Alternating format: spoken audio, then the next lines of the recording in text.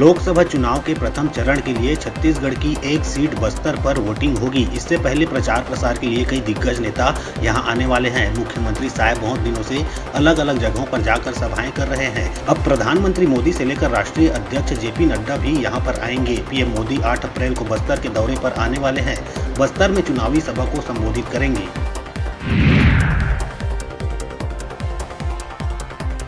Financial year खत्म होने के साथ अब आम आदमी के लिए नए बदलाव देश भर में होने जा रहे हैं। छत्तीसगढ़ में भी इन बदलाव का बड़ा असर है। स्थानीय स्तर पर शराब के दाम बढ़ाए जा रहे हैं। देसी शराब में प्रति पाव 10 रुपए की वृद्धि हुई है। अंग्रेजी शराब के दाम में 20 से 300 रुपए तक की बढ़ोतरी होगी। जमीन की रजिस्ट्री भी महंगी हो रही है।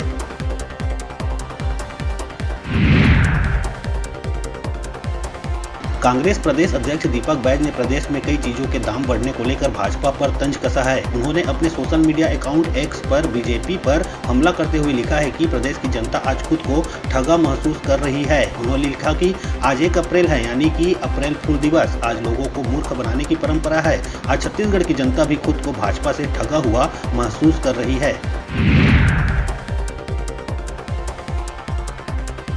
पीसीसी चीफ दीपक बैज के ट्वीट पर उप मुख्यमंत्री अरुण साव ने पलटवार किया है। उन्होंने तंज कसते हुए कहा कि जिन्होंने 5 साल जनता को ठगा, उन्हें ऐसी बातें कहने का अधिकार नहीं है। शायद सरकार मोदी की हर एक गारंटी को पूरा कर रही है। प्रदेश की जनता के व्यापक हित में निर्णय लेकर काम कर रही है।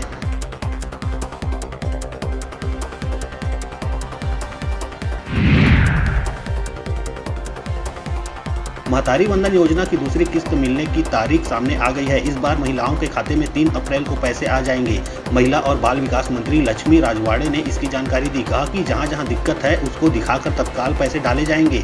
इस दौरान लक्ष्मी राजवाड़े ने कांग्रेस पर जमकर हमला बोला। उन्होंने कहा 1 लाख रुपए का फॉर्म भरवा रहे हैं, किस बेस पर 1 लाख देंगे। कांग्रेस सिर्फ धोखा देना जानती है।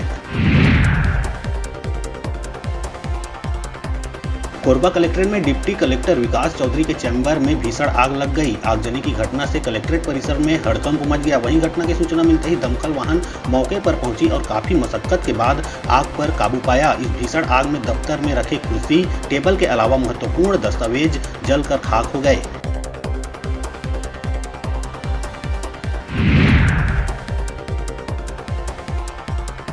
दुर्ग रेलवे स्टेशन में 12 बच्चों को रेलवे पुलिस ने रेस्क्यू किया है। ये बच्चे लावारिस हालत में पाए गए। पूछताछ में बच्चों ने बताया कि वे हैदराबाद स्थित बालाजी गुरुकुल के बच्चे हैं। सभी की उम्र 8 से 15 साल के बीच है। इन बच्चों को रेलवे पुलिस ने चाइल्ड हेल्पलाइन को सौंप दिया है। फिलहाल हैदराबाद और बिलासपुर के कुछ परिजनों से पुलिस ने संपर्क कर दस्तावेज प्रस्तुत कर बच्चों को ले जाने के लिए दुर्ग बुलाया है।